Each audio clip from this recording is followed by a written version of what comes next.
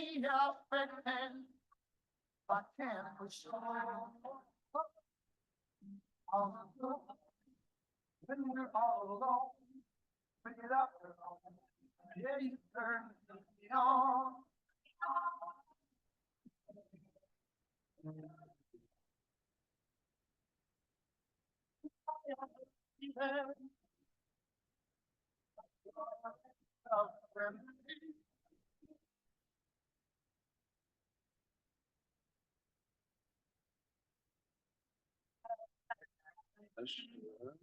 Yes, ready. Okay. All right.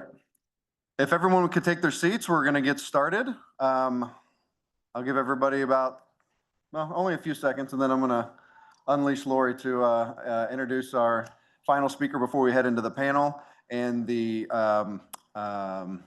raffle and wrap up. As a reminder, if you would please make sure to tear off your ticket, put it in the raffle drum. I'll make one more announcement while we're getting set up for the panel. But these are the last couple times that you'll have that option to do so. So please remember that, and I will turn it all over to Lori.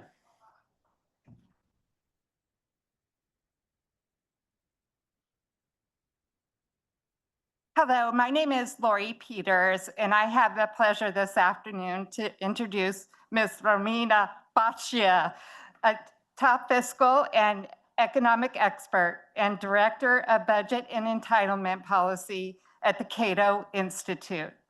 She writes the Debt Dispatch, the #1 fiscal newsletter read by members of Congress, and is the principal author of the new book, Reimagining Social Security, Global Lessons for Retirement Policy Change, published recently in August of 2025.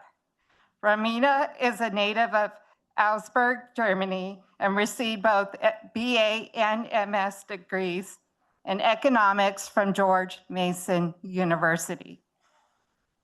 Fun fact about her, Romina, economics is not just a profession, but it is a way of life. She even built a spreadsheet to decide where to move to optimize her life experience. After comparing the cost of living, access to an international airport, and overall quality of life, Salt Lake City, Utah came out on top, helped, of course, by its world-class skiing. Please join me in a warm welcome for Ms. Romina Boccia. Thank you so much. You're welcome. Thank you, Lori. Thank you so much, Mr. Carter. Thank you for having me again. I had the pleasure to speak in College Station, Texas a few months ago. Really enjoyed that over some stiff drinks and delicious steaks. Always love being in Texas. You heard a lot about how to make your money work for you today. Well, I am here to tell you how Washington is making your money work for them and also potentially destroying the ability for your money to work better for you in the future.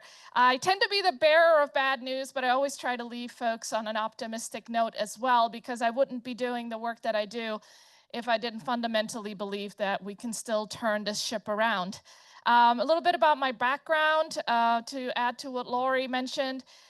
I'm at the Cato Institute right now, a libertarian policy think tank in Washington, D.C. Prior to that, I spent about a decade at the Heritage Foundation. You might be familiar with that outfit, including as the lead author of the Blueprint for Balance, which was the foundational document behind President Trump's first budget proposal in 2017. I don't know how many of you noticed, but the president didn't bother to introduce a full budget proposal during his second term. And I can tell you why that is. Because 7 years from now, Social Security, and 9 years from now, Medicare, both of their trust funds will become insolvent. And so if a president is going to put out a budget proposal, he will need to offer up 10 years of data and recommendations for what to do with the US federal budget. Well, politicians don't want to tell you what they're going to do about the Social Security and Medicare trust fund, so it's just easier to push that under the rug and not even talk about it.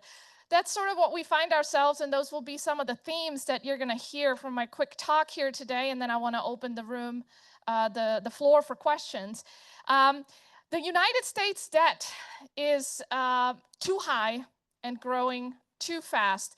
Since the pandemic, the debt has grown to be as large as the size of the entire US economy, which is about $30 trillion. That's the size of our publicly held debt right now, that which we have borrowed in credit markets.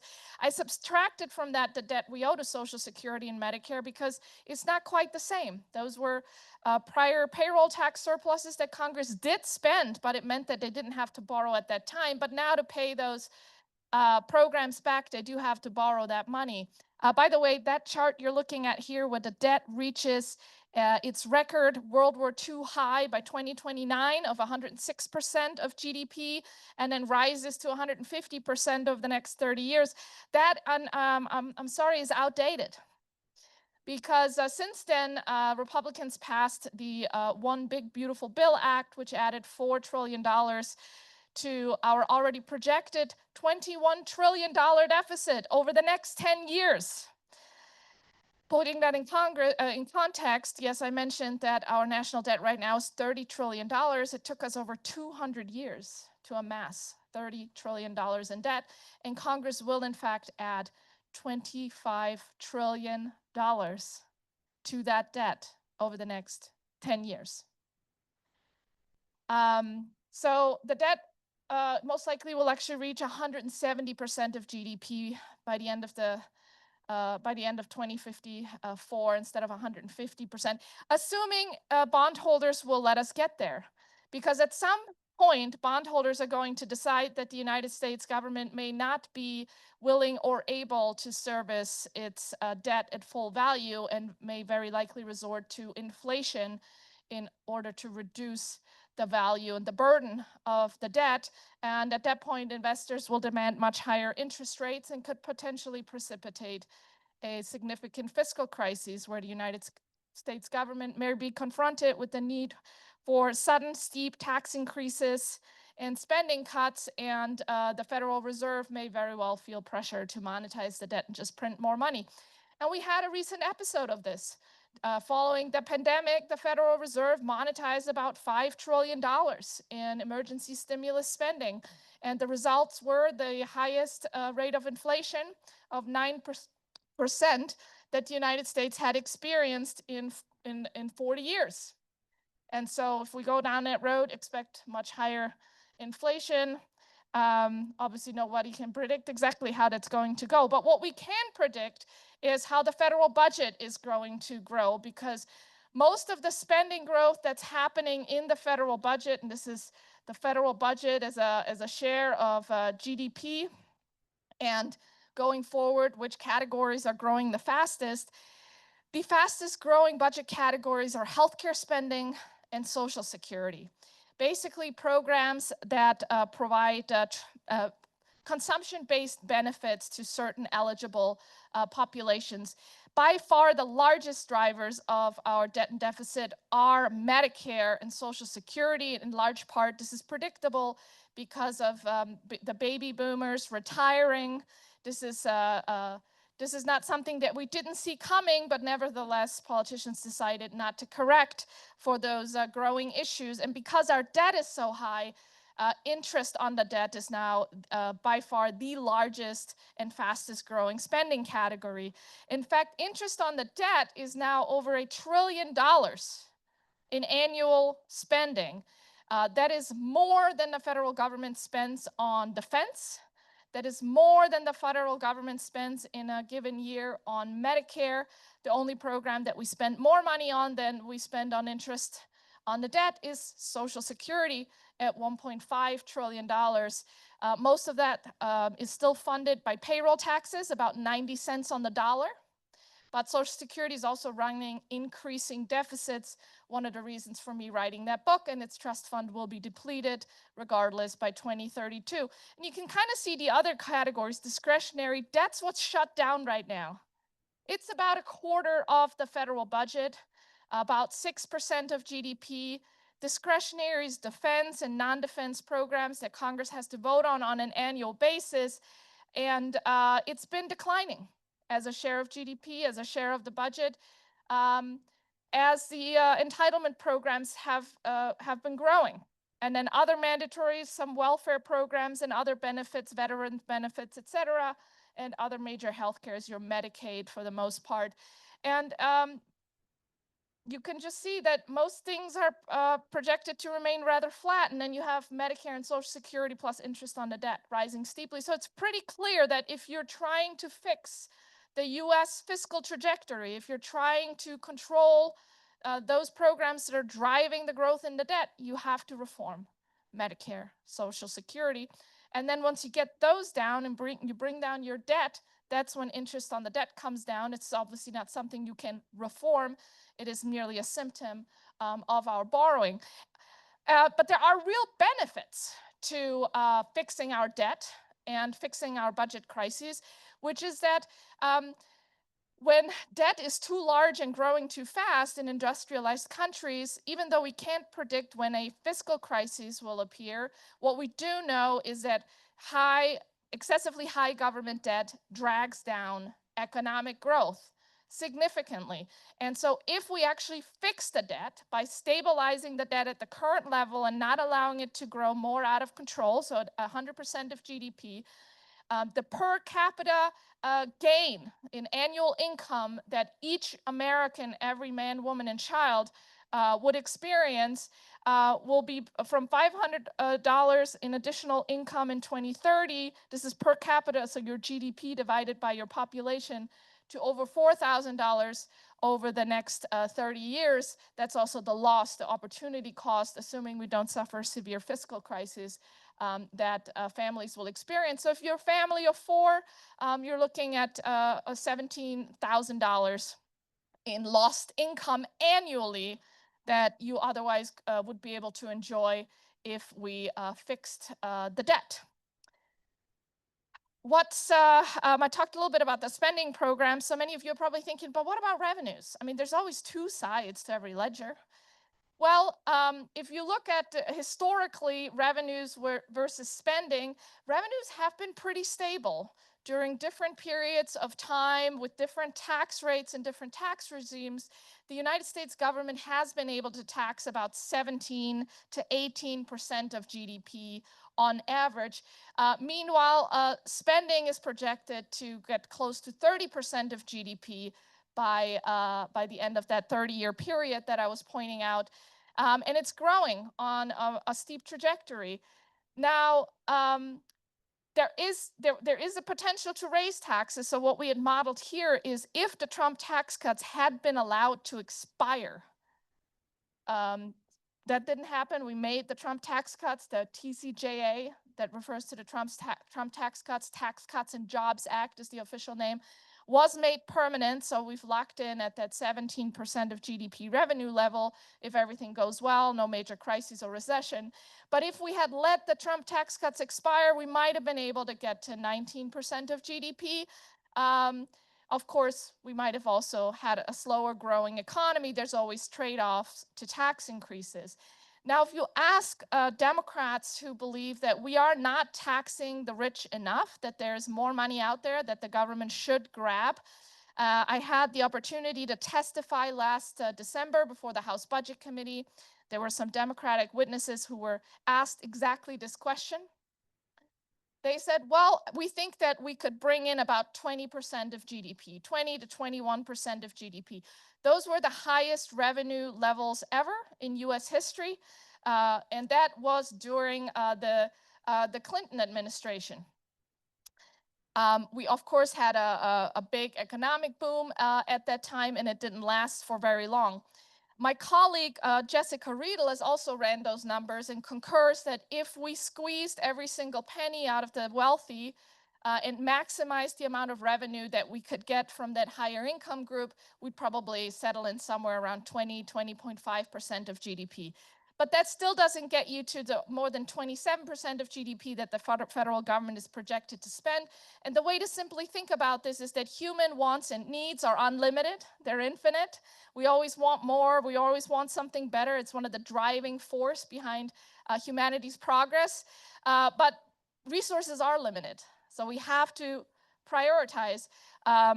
We do on an individual basis, but the federal government doesn't always abide by those same rules, especially when they have, one, the ability to get more money out of you without your consent by just raising taxes, and then worse, get more money out of you by using the Federal Reserve to print that money and take it directly out of people's bank accounts in the form of inflation.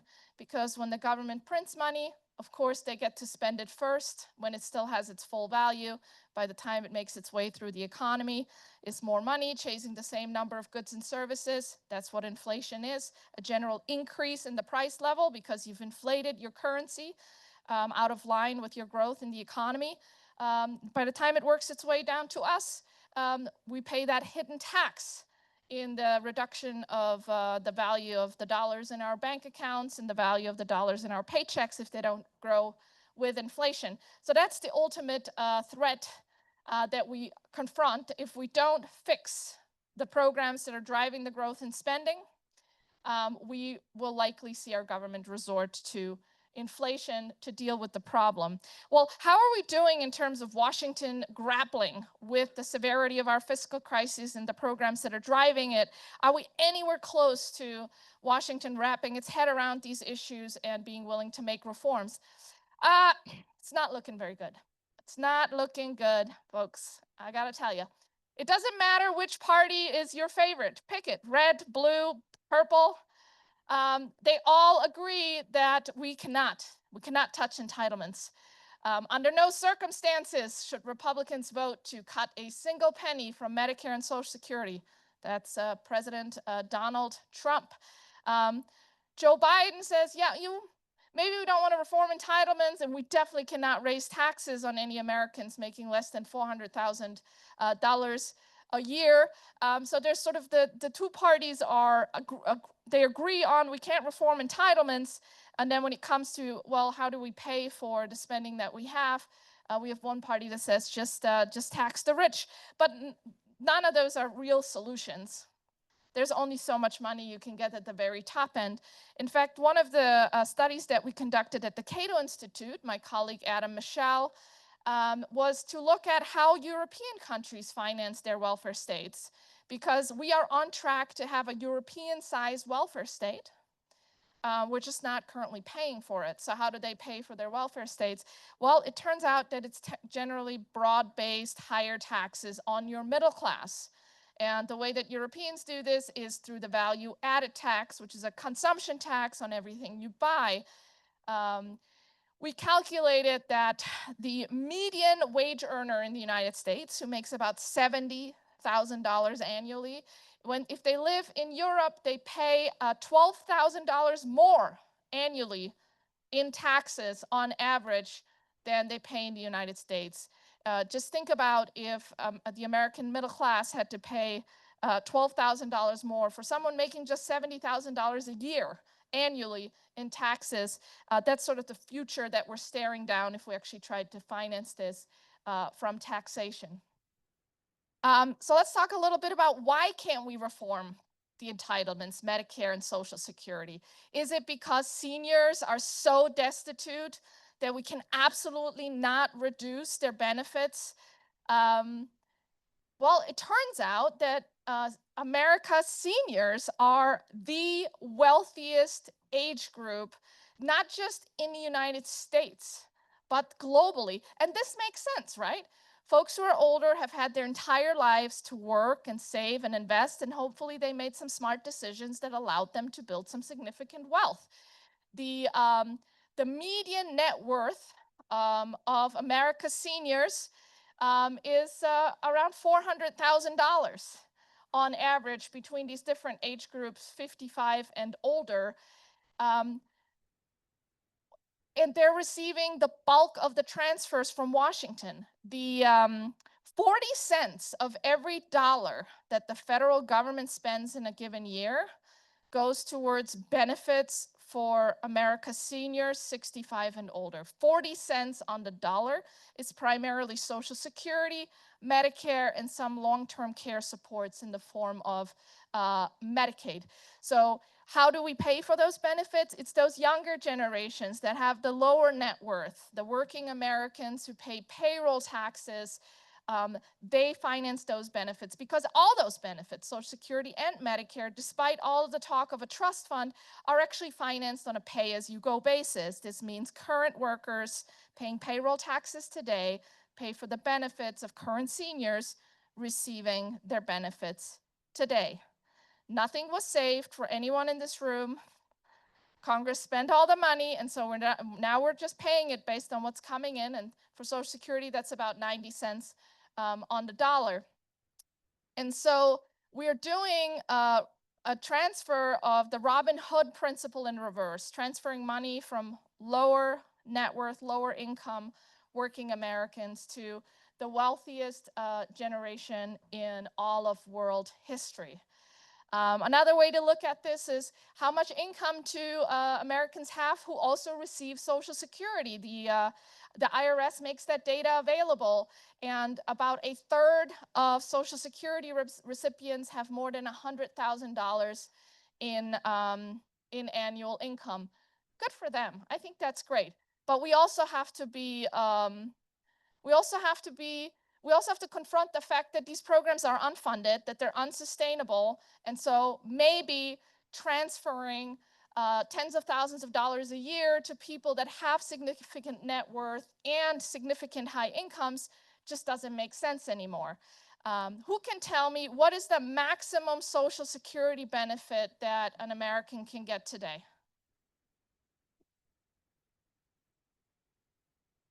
I can't hear it, but throw out a number. 5,000 a month? Yes, you are very well informed.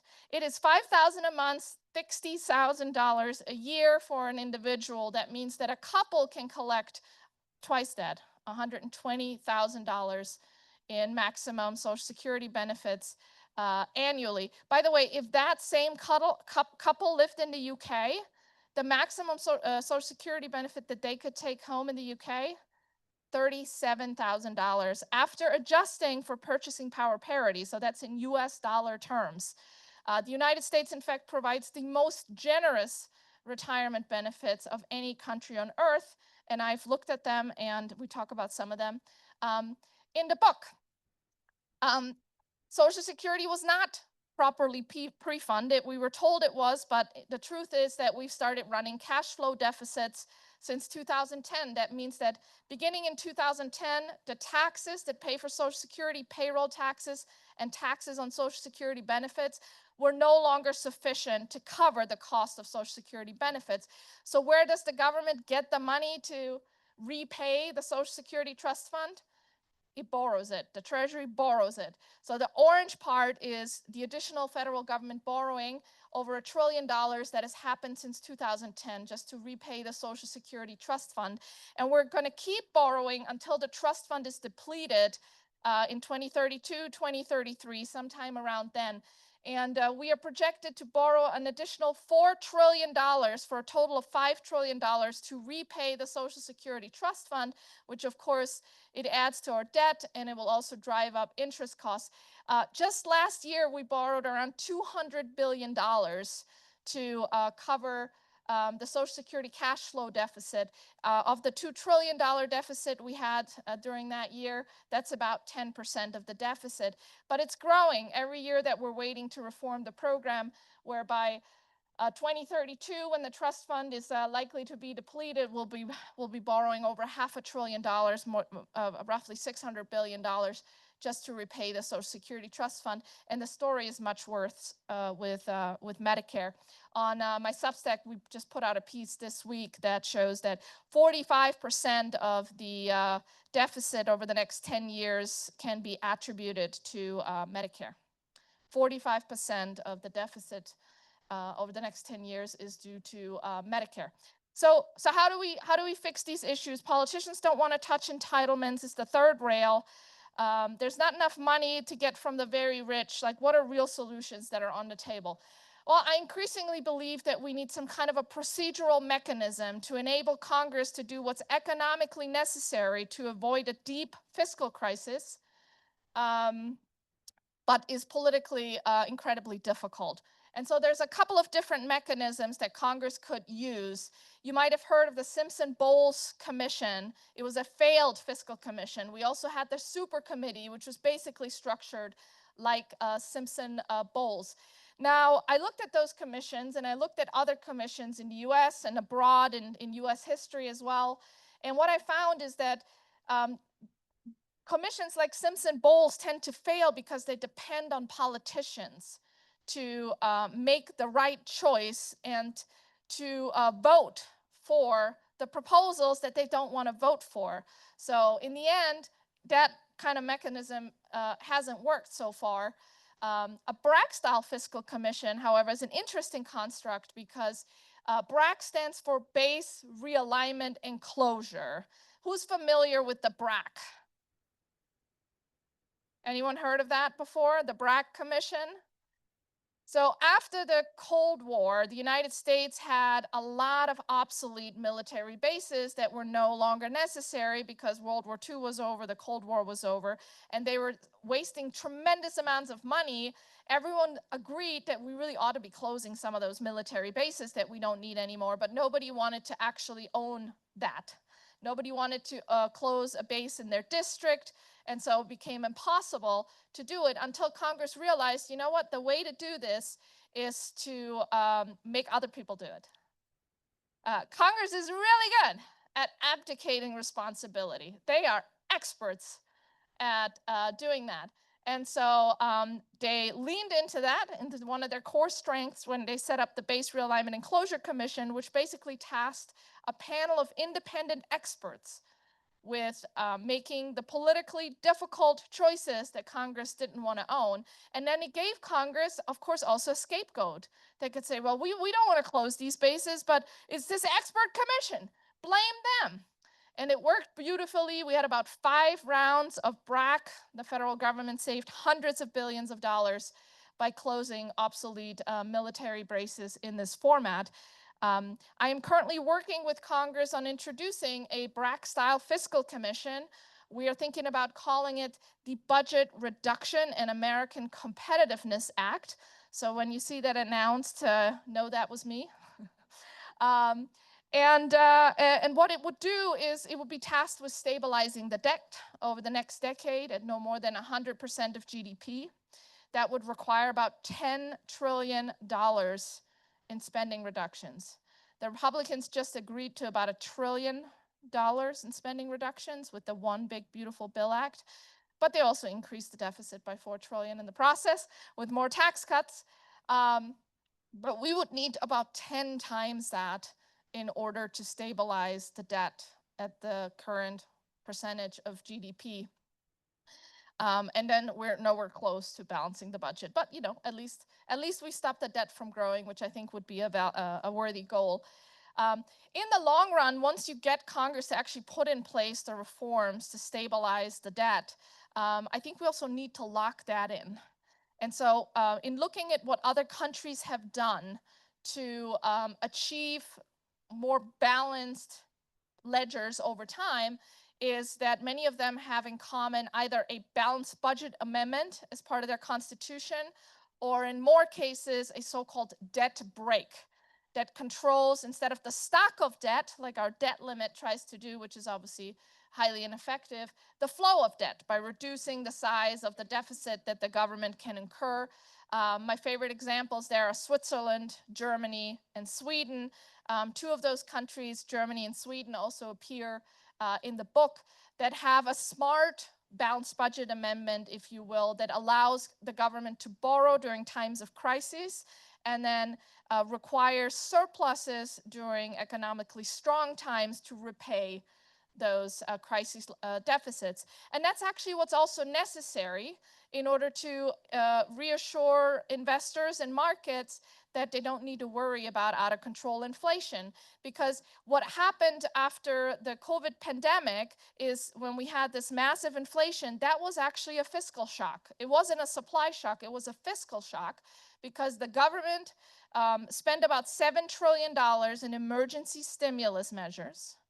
And the Federal Reserve printed about $5 trillion of that money. And we saw the Federal Reserve balance sheet explode as a result of that. And then there was zero talk in Washington for repaying any of that. In fact, we're still running crisis level deficits at about 7% of GDP. And so Washington basically signaled to the world that, yes, we did just print all that money, and no, we are not planning to pay that back. And inflation expectations shot up. And if we continue down this path, they will shot up again. Statutory spending caps, you might be familiar with. That is when Congress, instead of using a constitutional mechanism, tries to tie its own hands with, say, a spending limit. The so-called Budget Control Act of 2013 that Boehner and or President Obama had agreed to as an example of this.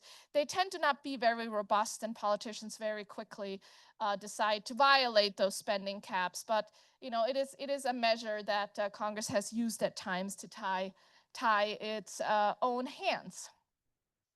I started out by saying our debt is too high, it's growing too fast, and the consequences are excessive government debt crowding out private sector investment.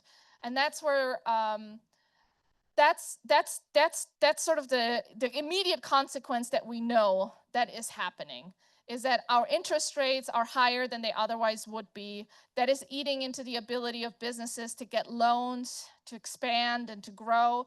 It's eating into the ability of startups that want to perhaps pursue more risky ventures to get that startup capital to make those investments happen. And when we're not investing in the future today, that means that our growth, our returns will be lower down the road, because it's the investments that we're not making today that are going to hurt us over the long term.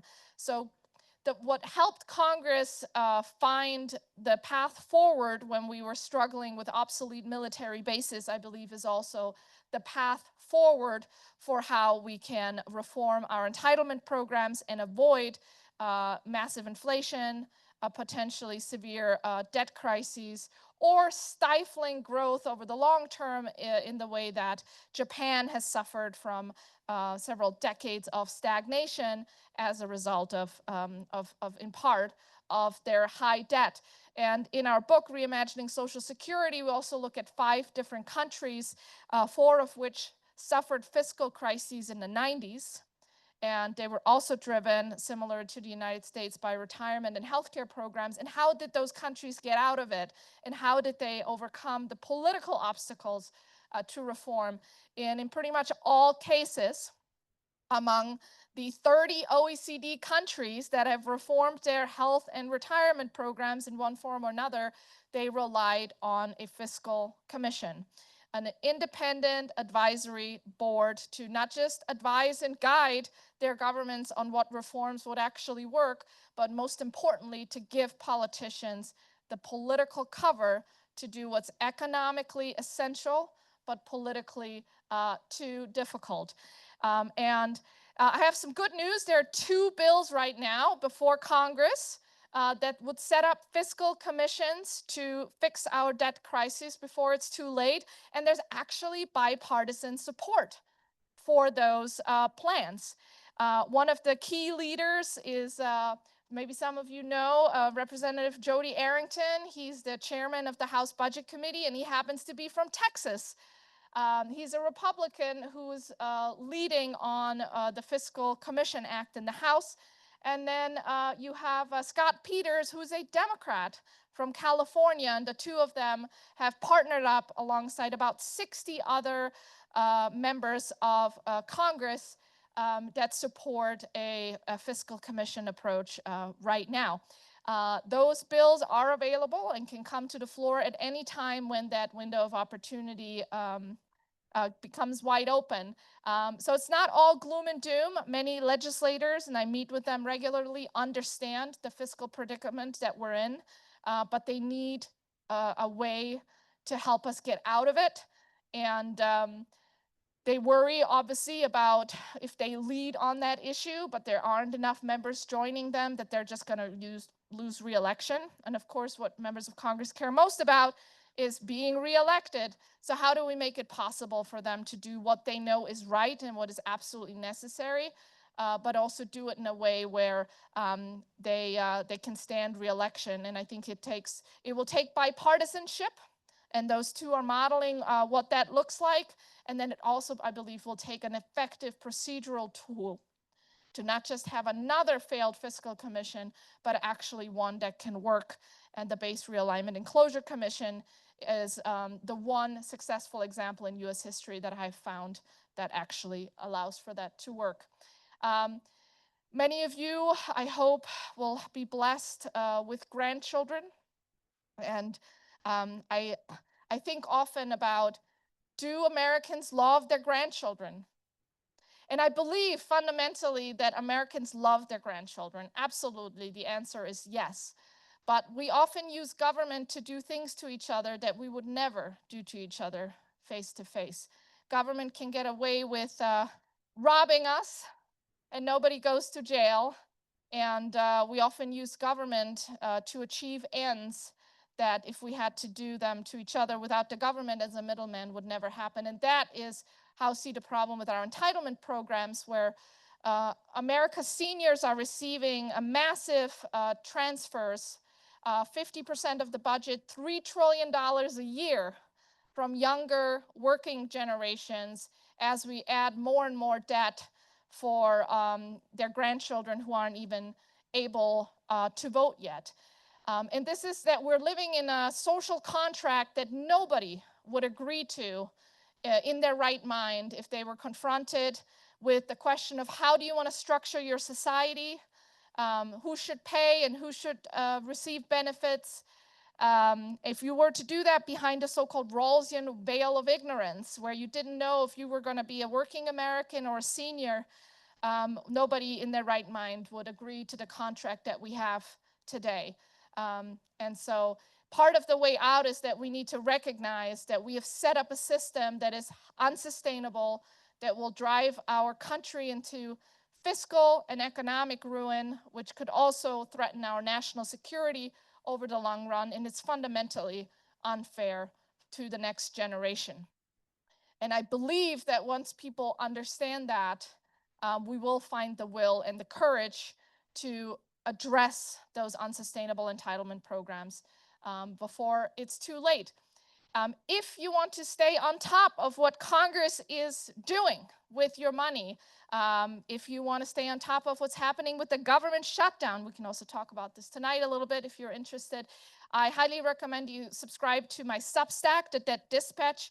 It's the #1 fiscal newsletter read by members of Congress. And we update it on a regular basis. And you'll get Debt Digest features, which have roundups of what's happening in Washington, fiscal facts and news that are relevant for you to understand how Washington policy is affecting our economy. And I'd love to have you join our community. So thank you so much for your attention this evening, and I look forward to your questions. By the way, I have one book left over, so if someone really wants it, come see me after, and I'd love to give it to you. Thank you.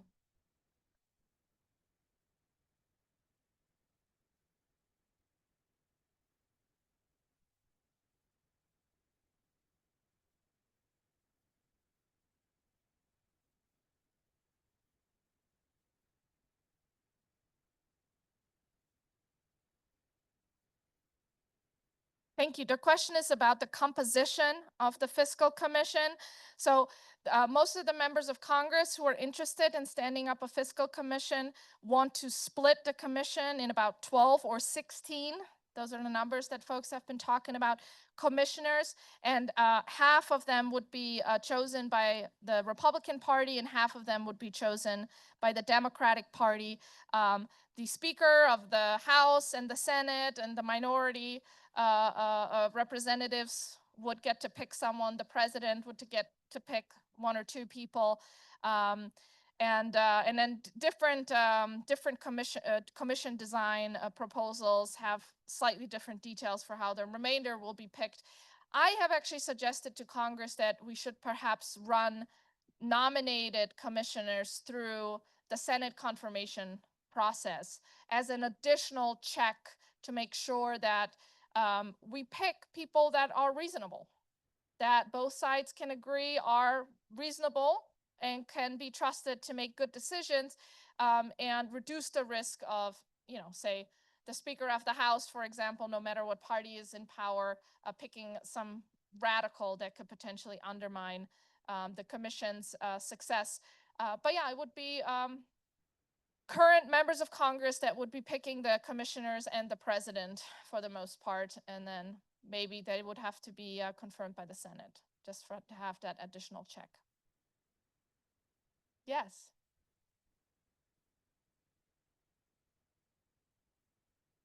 Thank you so much. What a great question. So the Congressional Budget Office estimated that the tariffs this year would bring in about $300 billion for $3.4 trillion in 10-year impact. That would be deficit reduction if it came in that way.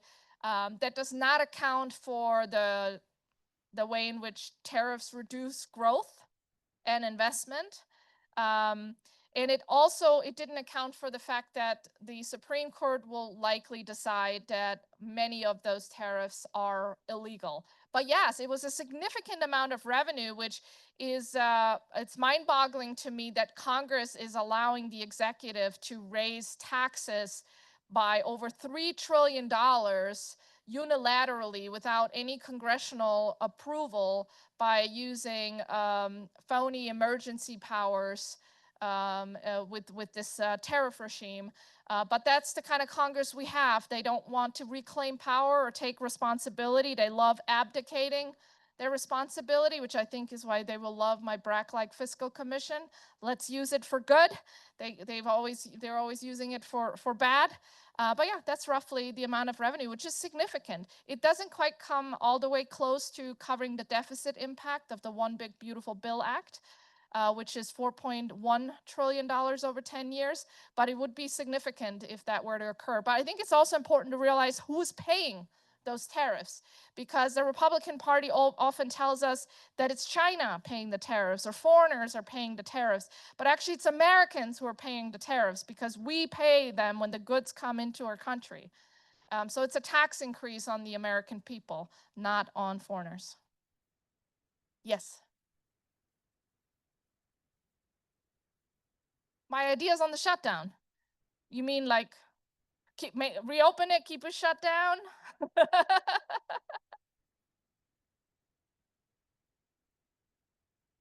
So what I do know is that in pretty much all cases where one party decided to shut down the government and the other party wanted to keep it open, the instigators, whether they were Republicans or Democrats, pretty much always lost and had to eventually cave. So I predict the same is going to happen with this government shutdown. The most recent government shutdown that we had was 2018 into 2019. That was the longest government shutdown in US history. It lasted 35 days. Some of it was over the Christmas holidays, so it had less of an impact than if it had been in the middle of the year. That was over President Trump asking Congress for more funding for the border wall. He didn't end up getting that. The Republicans eventually had to cave. Prior to that, we had Democrats shutting down the government over the Dreamers. They wanted certain provisions for Dreamers, for immigration policy. They didn't get that either. I was also part of the 2013 government shutdown when Republicans wanted to stop the Affordable Care Act from being, Unaffordable Care Act, really now we're finding out, from being implemented. It just doesn't work. Especially in this government shutdown, the Republicans clearly have all the leverage. They're in charge of the White House, which means they're in charge of the Office of Management and Budget, which determines which federal workers are essential, which aren't. They obviously have the majorities in both houses of Congress. In fact, the Republicans have so much leverage that they haven't chosen to use that they could use if they wanted to. One of them is, for example, in the July Reconciliation Act, they decided to fund portions of the Department of Defense, Homeland Security, the Treasury, and the Office of Management and Budget with mandatory funding, which is that money that Congress can just authorize and never has to vote on again.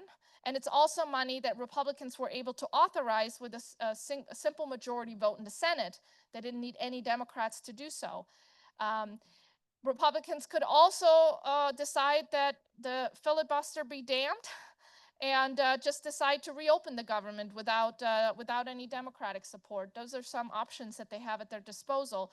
Right now, they're using the options that they have to put pressure on Democrats by cutting certain grants and other funding that the Office of Management and Budget has discretion over, and threatening permanent layoffs of federal government employee along the lines of, if we deem them non-essential and the government's shut down for a few weeks and we decide, you know, we really don't need them to come back to work, maybe we'll just let them go permanently. I do not understand in terms of political strategy why the Democrats decided to shut down the government this time around, especially over Obamacare subsidies that primarily benefit families with much higher incomes. Like the Obamacare subsidies that were put in place during COVID, they, in many cases, benefit families that have over $500,000 in annual income. It's just absurd to me, and they don't expire until the end of the year, so there's really no good reason to shut down the government over this right now. The Republicans have offered the Democrats a clean continuing resolution. There's no damaging policy riders in it. They basically said, we will lock in Biden-era spending levels that we all voted for back in March, and we'll just keep the government running on those tracks. They're not even trying to cut spending. And the fact that Democrats didn't take that deal tells me they weren't thinking very clearly about how many cards they actually held in their hands. They're betting on winning the public opinion battle on this, that they're going to have more narrative power than the Republicans, and that Republicans will ultimately be blamed for this government shutdown. But if you actually look at what's happening, the fact that there's a clean resolution on the table that Republicans have offered up, I find it very hard to believe that anyone's going to fall for that. But yeah, it doesn't save any money. Government shutdowns don't solve anything. They're political theater that, you know, just hurt federal government workers who might be missing paychecks and potentially have to take out more debt, live on their credit cards until the government finally reopens and they can get paid back. But beyond that, they don't solve anything. Yes.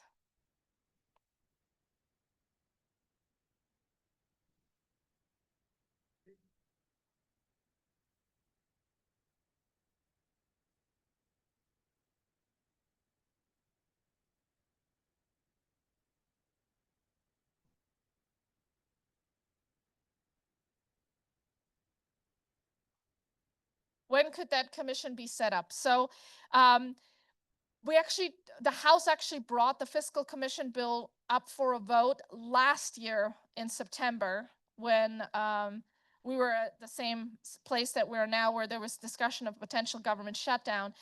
It got a vote and it was voted down. It did not pass. And so members of Congress are now trying to figure out when is the next best time to bring this up. Because ideally, of course, they want the vote to succeed. One of the challenges we have right now is that partisanship is down compared to last year. And some of that has to do with President Trump using a lot of executive power in a way that is undermining the potential for bipartisanship, including things like unilaterally canceling government funding that Congress has appropriated. Currently, the Supreme Court is looking at the pocket rescissions that the administration has made, where they decided to cancel funds before in such a way that they would expire. So we'll see what the courts decide on that. So I think that when there is a window of political opportunity, it will either be that maybe we have a new president, maybe we have a new constellation where Congress is split, and so there might be more willingness to work together. Or it might have to be that bond markets basically trigger a crisis, and then politicians will try to find a real solution. Yes, you might be onto something there, Bill. Anybody else? Or I think I might be almost out of time. Yes.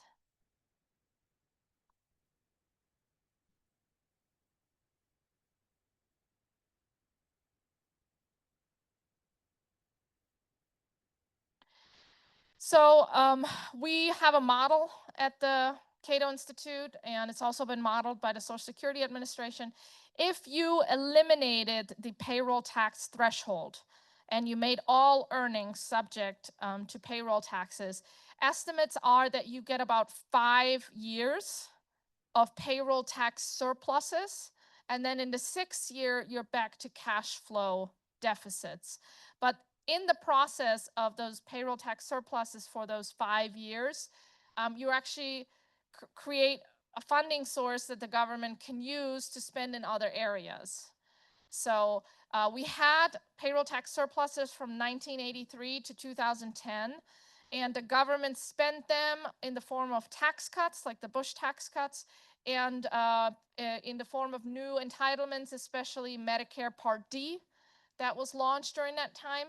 So you can sort of think about what are some new entitlement programs and additional tax cuts that the current political parties might pursue if we gave them all of a sudden a windfall of revenue because we eliminated the payroll tax threshold. I actually don't think that that is a robust political solution because individuals who live in California, the higher income individuals, would confront a marginal tax rate above 60%. And so I don't see California politicians agreeing to that because it would most certainly lead to an even greater outflow of wealth from California as people would move to lower tax jurisdictions. I also think that some of the estimates of how much revenue this policy would bring in are overstated because in general, government estimates revenues based on a static basis. They don't take into account behavioral effects, that when you raise people's marginal tax rate, where every additional dollar they earn is taxed at 60 cents on the dollar, that people might choose to work less or find other creative ways to recategorize their income so they're not hit with those very high taxes. So it's not a silver bullet solution. We also modeled what if we raised the payroll tax rate instead, where basically everyone would pay higher taxes, and you would have to go from about 12.6% now to 16.7% payroll tax, and we'll calculate it that for that median wage worker who makes $70,000 a year, they would have to pay about $2,700 more annually in taxes, and their total payroll tax burden would be over $10,000 a year just for Social Security.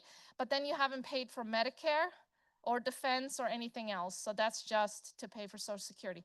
So yes, we are confronting very difficult problems. There are solutions, but as is true with everything in life, there are a lot of trade-offs to be considered. And I hope that I was able to share some of those with you tonight. And I really appreciate your time and attention to this matter. And if you want to keep in touch, please find me on Substack, and I'd love to invite you to our community. Thank you so much. Thank you so much. Okay, at this time, could I grab Aaron, Joe, Ben? I believe I asked for y'all's help to set up for the panel. And if y'all don't mind, I'm going to multitask for just a second because there's a few announcements I have for the group on Zoom. I apologize, but we were